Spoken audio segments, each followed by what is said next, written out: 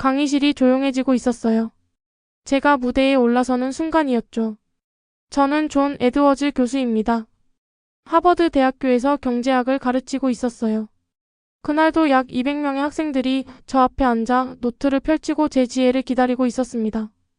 이렇게 무대에 서면 정말 중요한 사람이 된 기분이 들곤 했어요. 결국 저는 세계 경제 문제에 대해 모두가 귀를 기울이는 전문가였으니까요. 안경을 고쳐 쓰며 젊은 얼굴들을 바라보고 있었습니다. 그들은 제가 하는 말을 믿고 있었어요. 저를 신뢰하고 있었죠. 저는 20년 동안 어떤 나라가 부자가 될지, 어떤 나라가 그렇지 못할지 사람들에게 이 분야를 알려주고 있었어요. 안녕하세요, 여러분. 마이크에 대고 말했습니다. 오늘은 왜 어떤 나라들은 성공하고 다른 나라들은 그렇지 못한지에 대해 이야기해 보겠습니다. 버튼을 클릭하자 제 뒤 스크린에 큰 사진이 나타났어요. 밤에 찍은 높은 빌딩들과 밝은 불빛의 도시 모습이었죠. 이곳은 서울, 한국의 수도입니다. 학생들에게 설명했어요. 저도 모르게 입가에 작은 미소가 번지고 있었습니다. 많은 사람들이 한국을 놀라운 성공 스토리라고 생각하고 있어요. 하지만 오늘은 그들이 왜 틀렸는지 알려드리겠습니다. 학생들이 몸을 앞으로 기울이고 있었어요. 이것이 바로 그들이 듣고 싶어 했던 것이었죠. 한국에 대한 제 유명한 견해였으니까요. 한국은 겉으로만 성공한 것처럼 보입니다. 계속 말했어요. 그들은 새로운 아이디어를 만들어내지 않아요. 그저 미국과 일본의 기술을 복사할 뿐이죠. 마치 시험에서 컨닝하는 학생과 같아요. 진짜 공부는 하지 않으면서 좋은 성적만 받는 거죠.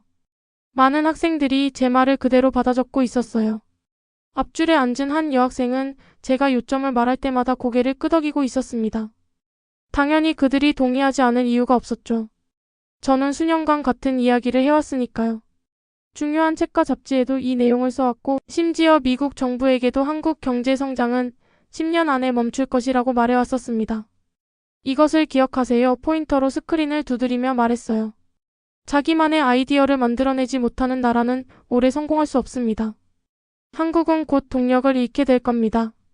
수업이 끝난 후 몇몇 학생들이 질문하러 다가오고 있었어요. 그들은 제 이론에 대해 제가 어떻게 이 분야에서 유명해졌는지 더 알고 싶어 했죠. 저는 공손하게 대답하며 제 영향력을 자랑스럽게 느끼고 있었습니다. 그날 저녁 집에서 책상에 앉아 있었어요. 창 밖으로는 하버드 캠퍼스 위로 해가 지고 있었습니다. 오래된 붉은 벽돌 건물들이 사라져가는 햇빛 속에서 주황색으로 빛나고 있었어요. 커피를 홀짝이며 이메일을 확인하고 있었죠. 한 메시지가 눈에 띄었습니다. 글로벌 경제 포럼에서 온 것이었어요. 세계에서 가장 중요한 모임 중 하나였죠. 기업 리더들, 정부 관료들, 그리고 저 같은 전문가들이 모여 중요한 경제 문제를 논의하는 자리였습니다. 존 에드워즈 교수님께 이메일에 쓰여 있었어요. 다가오는 포럼에서 연설해 주신다면 영광이겠습니다. 주제는 미래 글로벌 산업 리더와 기술 패권입니다. 완벽하다고 생각했어요. 미국 기술이 항상 최고일 것이라는 제 생각을 나눌 수 있는 또 다른 기회였죠. 한국 같은 나라들이 장기적으로 경쟁할 수 없는 이유를 설명할 수 있는 기회였습니다.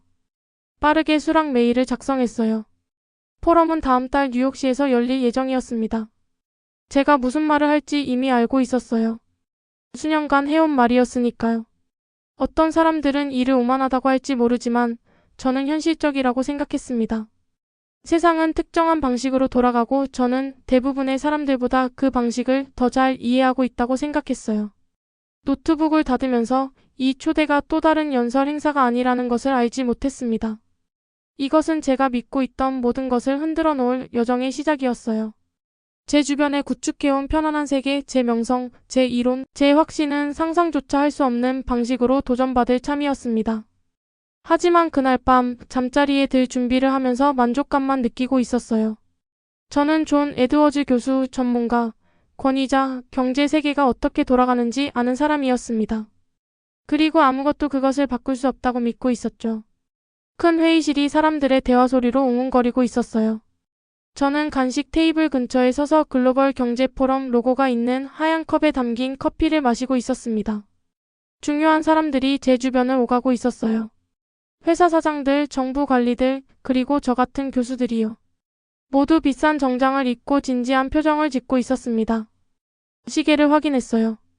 제 연설은 오후까지 없었지만 먼저 다른 사람들의 이야기를 듣고 싶었습니다. 특히 비즈니스 리더들의 말이요. 그들은 보통 미국 기술이 세계 최고라는 제 생각에 동의하곤 했으니까요. 불이 어두워지고 모두 자리를 찾고 있었어요. 저는 앞쪽에 자리를 잡았습니다. 첫 번째 연사는 인텔의 CEO였어요. 인텔은 미국 최대 기술 회사 중 하나죠. 그는 자신감 있게 무대로 걸어가 마이크를 조정하고 말하기 시작했습니다. 저는 그가 미국의 혁신과 리더십에 대해 이야기할 거라 예상하고 있었어요. 이런 연설은 보통 그런 내용이니까요. 작은 노트를 꺼내 제 생각을 뒷받침할 만한 요점을 적을 준비를 하고 있었습니다. 하지만 그의 첫 문장에 저는 얼어붙고 말았어요. 미국 컴퓨터 칩 산업은 한국 기술 없이는 단 하루도 생존할 수 없습니다. 그가 분명하게 말했어요. 제가 잘못 들었나 싶었습니다. 다른 사람들도 혼란스러워하는지 주변을 둘러봤지만 모두들 고개를 끄덕이고 있었어요. 인텔 CEO는 계속해서 한국의 삼성이 미국 회사들이 완전히 의존하는 제조 기술을 개발했다고 이야기하고 있었습니다. 갑자기 커피가 쓴맛을 내고 있었어요. 이건 맞지 않았습니다. 한국은 따라가는 나라여야 했지 선도하는 나라가 아니었으니까요. 그 다음 테슬라의 기술 책임자가 무대에 올랐어요. 분명 그는 전기차 분야에서 미국의 리더십에 대해 이야기할 거라고 생각했습니다. 하지만 그가 한 말은 저를 더욱 충격에 빠뜨렸어요. 한국 배터리 기술 없이는 전기차 혁명은 불가능할 것입니다. 그가 단언했어요. 그들의 연구는 우리보다 몇 년 앞서 있습니다. 얼굴이 뜨거워지는 것을 느꼈어요. 제 펜은 노트북 위에서 멈춰 있었습니다. 미국의 두 대형 기술 리더가 방금 제가 20년 동안 가르쳐온 것과 정반대되는 말을 했어요. 점심시간에 저는 샌드위치를 들고 조용한 구석에 숨어 있었습니다. 생각할 시간이 필요했어요. 아마 이 CEO들은 한국 회사들과 비즈니스를 하기 때문에 그저 예의를 차리는 것일 거예요. 네, 분명 그럴 거라고 생각했습니다. 목소리가 제 생각을 방해했어요. 에드워즈 교수님, 함께 해도 될까요? 고개를 들어보니 김 박사가 서 있었습니다. 그녀는 제가 몇 번 토론했던 한국 경제학자였어요. 그녀는 작은 체구였지만 조용한 자신감을 지니고 있었습니다. 그녀의 눈은 친절했지만 제가 무슨 생각을 하는지 정확히 알고 있다는 느낌이 들었어요. 물론이죠. 빈 의자를 가리키며 말했습니다. 그녀는 조심스럽게 앉아 차를 테이블에 놓았어요. 오늘 아침 연설들이 꽤 흥미로웠죠? 그녀가 물었습니다. 저는 뻣뻣하게 고개를 끄덕였어요. 흥미롭다는 말이 맞네요. 김 박사는 잠시 저를 바라보았습니다. 교수님, 우리 일에서 의견과 이론은 중요합니다. 하지만 때로는 직접 눈으로 보는 것이 더 가치 있을 때가 있어요. 무슨 뜻이죠? 이미 알면서도 물었습니다. 교수님은 한국 기술에 대해 강한 의견을 가지고 계시죠? 그녀가 단순히 말했어요. 하지만 마지막으로 한국을 방문하신 게 언제인가요? 우리 연구센터나 공장들을 보셨나요? 15년 동안 한국을 방문하지 않았어요. 하지만 저는 이걸 인정하지 않았습니다. 직접 와서 보시는 게 어떨까요? 김 박사가 계속했어요. 다음 논문을 쓰시기 전에요. 그녀의 목소리는 도전적이거나 화가 난 것이 아니었어요. 오히려 제가 중요한 것을 놓치고 있다는 것에 진심으로 걱정하는 것처럼 들렸습니다. 그럴 필요 없습니다. 저는 빠르게 대답했어요. 한국 경제 지표에 대한 방대한 데이터가 있으니까요. 김 박사는 살짝 미소 지었어요. 데이터는 많은 것을 알려주지만 에드워즈 교수님, 모든 것을 알려주진 않아요. 그날 밤 호텔 방에서 잠을 이룰 수 없었습니다. 계속해서 그 연설들이 머릿속에서 반복되고 있었어요. 내일 발표를 위해 노트북을 열었지만 말이 나오지 않았습니다. 수년 만에 처음으로 무슨 말을 해야 할지 확신이 서지 않았어요. 검색창에 한국 반도체 혁신이라고 입력하고 있는 저를 발견했습니다. 수백 개의 기사와 연구 논문이 나타났어요. 이 자료들을 전에는 읽어본 적도 없었고 찾아본 적도 없었습니다. 내가 틀렸다면? 이 생각이 갑자기 떠올랐고 저는 그것을 밀어내려 했어요.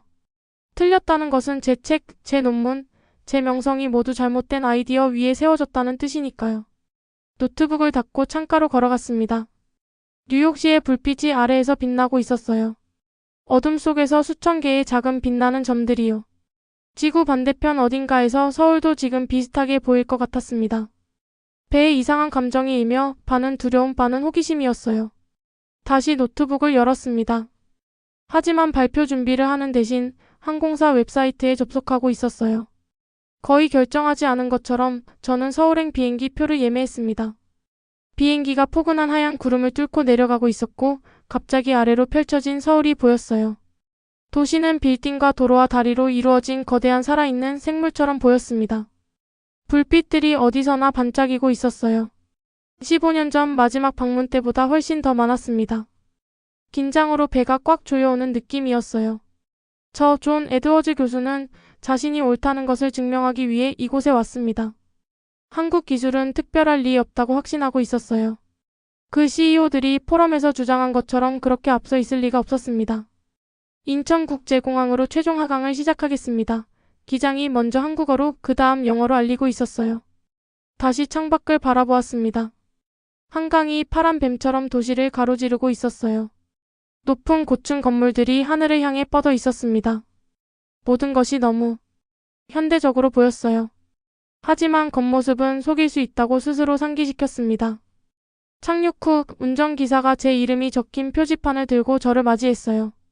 그는 제 여행 가방을 가져가 검은색 고급차로 안내했습니다. 도시로 가는 동안 모든 것이 얼마나 깨끗한지 눈에 들어왔어요. 도로는 매끄러웠습니다. 디지털 광고판에서는 화려한 광고가 번쩍이고 있었어요. 사람들은 넓은 보도를 따라 서둘러 걷고 있었고 많은 이들이 스마트폰을 보고 있었습니다. 한국은 처음이세요? 운전기사가 물었어요. 아니요, 대답했습니다. 하지만 오랫동안 오지 않았어요. 아, 그럼 많은 변화를 보실 수 있을 겁니다. 그가 명백한 자부심을 가지고 말했어요. 저는 그저 공손하게 고개를 끄덕였습니다. 새 건물이나 좋은 도로에 감명받으러 온 것이 아니었으니까요. 다음 날 아침, 첫 방문지인 화성에 있는 삼성 반도체 시설을 향해 준비하고 있었어요. 가장 전문적인 옷차림을 선택했습니다. 빨간 넥타이를 맨 짙은 파란색 정장이요. 그들이 저를 진지하게 받아들이길 원했어요. 삼성 단지는 엄청나게 거대했습니다. 제가 볼 수 있는 것보다 더 멀리 뻗어 있었어요. 여러 건물들이 지붕이 있는 통로로 연결되어 있었습니다. 보안이 철저했어요. 메인 입구에 도착하기 전에 세 곳의 다른 검문소에서 여권과 초대장을 보여줘야 했습니다. 박 박사 시설 책임자가 로비에서 저를 맞이했어요. 그는 한국 남자치고 키가 컸고 둥근 안경 뒤로 지적인 눈빛을 지니고 있었습니다. 에드워즈 교수님 환영합니다. 그가 제 손을 단단히 잡으며 말했어요. 교수님의 경제 논문들은 여기서 꽤 유명합니다. 비록 우리나라에 대한 결론에는 항상 동의하지 않지만요. 억지로 공손한 미소를 지었지만 아무 말도 하지 않았어요. 토론하러 온 것이 아니었으니까요. 박 박사는 저를 또 다른 보안 검색대로 안내했습니다. 우리는 머리부터 발끝까지 우리를 덮는 특별한 클린룸 수트를 입었어요. 눈만 보일 뿐이었습니다. 이 수트는 먼지나 머리카락이 섬세한 컴퓨터 칩을 오염시키는 것을 방지했습니다. 준비되셨나요? 이 박 박사가 큰 문에 다가가며 물었어요. 고개를 끄덕였고 문이 부드러운 쉿소리와 함께 열렸습니다. 제가 본 것에 마스크 뒤로 입이 떡 벌어졌어요. 제조 현장이 여러 개의 축구장 길이만큼 펼쳐져 있었습니다. 모든 것이 눈부시게 하얗고 깨끗했어요. 복잡한 기계들이 윙윙거리며 완벽한 정밀도로 움직이고 있었습니다. 로봇 팔들이 세심하게 프로그래밍된 동작으로 춤을 추듯 움직이며 제가 간신히 볼 수 있을 정도로 작은 재료들을 다루고 있었어요. 이것은 우리의 2나노미터 공정시설입니다. 박 박사가 설명했어요. 이 제조 기술은 전적으로 우리 한국 엔지니어들이 만들었습니다. 현재 우리는 가장 가까운 경쟁자보다 3년 앞서 있어요. 표정을 중립적으로 유지하려고 애쓰고 있었습니다. 미국 회사들도 포함해서요? 제 입에서 말이 나왔어요. 박 박사는 그저 고개를 끄덕였습니다. 마스크 위로 그의 눈에는 조용한 자부심이 비치고 있었어요. 수십 년 만에 처음으로 가슴속에 불편한 감정이 느껴졌습니다. 내가 틀렸을 수도 있을까? 아니, 결정했어요. 한 인상적인 공장이 모든 것을 바꾸지는 않아요. 더 많이 볼 필요가 있었습니다. 다음 며칠 동안 LG 배터리 연구센터를 방문했어요. 그곳에서 과학자들이 전기차를 몇 시간이 아닌 몇 분 만에 충전할 수 있는 새로운 배터리 소재를 보여주고 있었습니다. 현대의 테스트 시설에서는 복잡한 테스트 코스를 통과하는 자율주행차를 타봤는데 이 차는 많은 인간 운전자보다 더 나은 결정을 내리고 있었어요. 매일 밤 머리가 빙글빙글 도는 느낌으로 호텔 방으로 돌아왔습니다. 책상에 노트를 펼치고 제가 보고 있는 것을 이해하려고 노력했어요. 이 기술은 그저 좋은 것이 아니라 많은 경우에 미국에서 본 어떤 것보다 더 뛰어났습니다. 어느 저녁 저는 전통 한국 식당에 앉아 있었어요. 테이블에는 제가 알아보지 못하는 작은 반찬들이 가득했습니다. 조심스럽게 하나씩 맛보았어요. 어떤 것은 매웠고 어떤 것은 달았으며 어떤 것은 제가 전에 맛본 적 없는 맛이었습니다. 음식처럼 한국 자체도 제가 전혀 예상하지 못한 놀라움으로 가득 차 있었어요. 먹으면서 창밖으로 도시의 불빛을 바라보며 어떻게 제가 거의 아무것도 알지 못하는 장소에 대해 그토록 확신할 수 있었는지 의아해하고 있었습니다. 웨이터가 뜨거운 차 한 잔을 가져왔어요. 천천히 차를 마시면서 이상한 느낌이 저를 감쌌습니다. 불편했지만 동시에 어떤 면에서는 해방감을 주는 느낌이었어요. 그것은 제가 완전히 틀렸을 수도 있다는 것을 깨닫는 느낌이었습니다.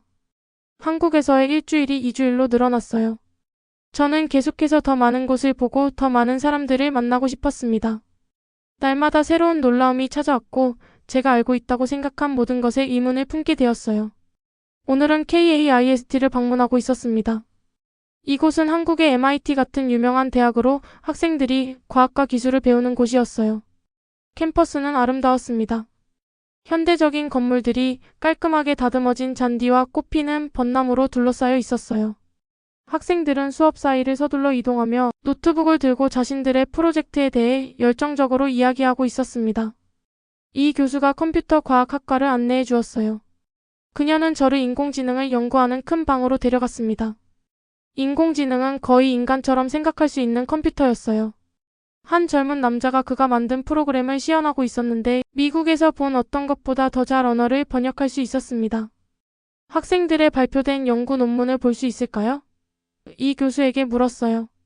그녀는 저를 그녀의 사무실로 데려가 컴퓨터에 몇 개의 논문을 불러왔습니다. 그것들을 읽으면서 제 눈이 커지고 있었어요. 아이디어들이 창의적이고 독창적이었습니다. 미국 연구의 복사본이 아니었어요. 문제를 해결하는 이런 접근법 중 일부는 제게 완전히 새로운 것이었습니다. 왜 이 논문들을 주요 국제 저널에서 본 적이 없을까요? 물어봤어요.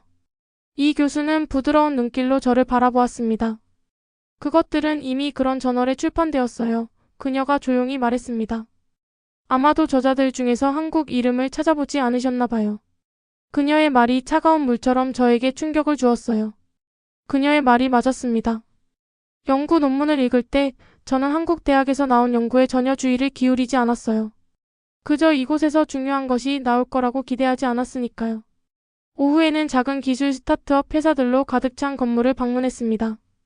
젊은 기업가들이 그들이 만든 앱과 소프트웨어를 보여주고 있었어요.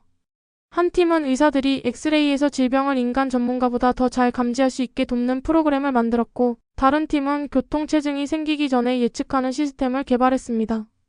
이들은 미국 아이디어를 복사하는 사람들이 아니었어요. 세상이 전에 보지 못한 새로운 해결책을 만들어내는 사람들이었습니다. 모두가 제 방문을 반기는 것은 아니었어요. 다음 날 경제 발전을 담당하는 한국 정부 관리들과의 회의에 참석했습니다. 그들은 긴 테이블 건너편에 앉아 진지한 표정을 짓고 있었어요. 에드워즈 교수님, 한 관리가 저를 똑바로 바라보며 말했습니다. 수년 동안 당신은 세계의 한국의 성공이 그저 일시적인 행운일 뿐이라고 말해왔어요. 미국 회사들에게 한국 기업과 장기적인 파트너십을 맺지 말라고 조언했죠. 이제 와서 질문을 하러 오셨는데 왜 우리가 당신이 적극적으로 무시해온 것을 이해하도록 도와야 할까요? 저는 좋은 대답을 할 수 없었어요. 오직 제 자신의 오만함에 대한 인식만이 점점 커지고 있었습니다. 호텔 방은 일종의 위기센터가 되었어요. 그곳에서 제가 보고 있는 것과 제가 믿어왔던 것을 조화시키기 위해 고군분투하고 있었습니다. 노트 더미가 책상을 덮고 있었어요. 노트북에는 한국 특허 출원, 연구개발 지출, 혁신 지수에 대한 그래프가 표시되고 있었습니다. 모두 제가 주의를 기울이지 않는 동안 극적으로 상승하고 있었어요. 어느 늦은 밤, 이 부정할 수 없는 지표들을 바라보며 마침내 진실과 마주했습니다. 저는 약간 실수한 것이 아니라 치명적으로 틀렸어요. 제 이론, 제 예측, 제 무시하는 태도. 모두 관찰이 아니라 편견에 기초한 것이었습니다.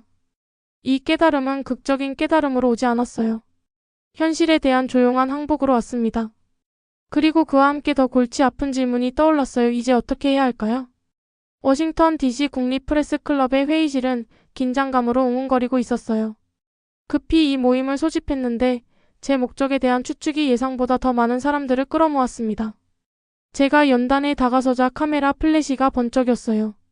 제 손에 들린 준비된 성명서가 무겁게 느껴졌습니다. 제가 쓴 말들은 단순한 직업적 재배치가 아니라 개인적 변화를 의미하고 있었어요. 모두 와주셔서 감사합니다. 제 목소리는 느끼는 것보다 더 안정적이었습니다. 제 경력 내내 저는 증거에 기반한 경제 분석과 대중적인 의견에 관계없이 진실을 말하는 것을 자랑스럽게 여겨왔습니다. 잠시 멈추고 수년간 알아왔던 기자들의 시선을 마주했어요. 오늘 저는 그 동일한 기준을 자신에게 적용해야 합니다. 최근 한국의 기술 및 산업시설을 광범위하게 둘러본 후 한국 혁신 능력에 대한 저의 오랜 평가가 근본적으로 잘못되었음을 공개적으로 인정해야 합니다. 방 안에 놀라움의 물결이 일었어요. 몇몇 기자들은 시선을 교환하며 이 고백의 특별한 성격을 감지하고 있었습니다. 한국의 기술적 발전은 제가 이전에 주장했던 것처럼 파생적이거나 일시적인 것이 아닙니다. 그것은 독창적이고 지속 가능하며 많은 분야에서 세계를 선도하고 있어요. 이 현실을 인식하지 못한 것은 단순한 분석 오류가 아니라 상상력의 실패였고 인정해야 하지만 제 자신도 인식하지 못했던 문화적 편견의 결과였습니다. 계속해서 제 방문에서 본 구체적인 예를 자세히 설명했어요. 삼성의 반도체 공정, LG의 배터리 화학기술 혁신, 현대의 자율 시스템 등이었습니다. 각 예시를 들면서 기자들의 머릿속에 이야기가 형성되는 것이 보였어요. 저명한 경제학자가 극적으로 입장을 바꾸는 이야기였죠.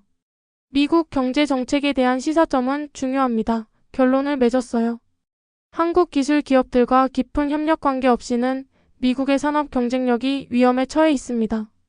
이것은 단지 한국의 성취를 인정하는 것이 아니라 미국의 기술적 미래를 확보하는 문제입니다. 이후 질문들이 쏟아지기 시작했어요.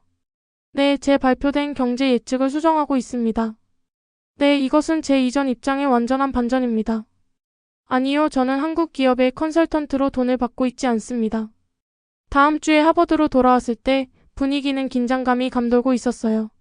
일부 동료들은 아마도 자신들의 작업에서도 비슷한 맹점이 있는지 검토하느라 눈 맞춤을 피하고 있었습니다.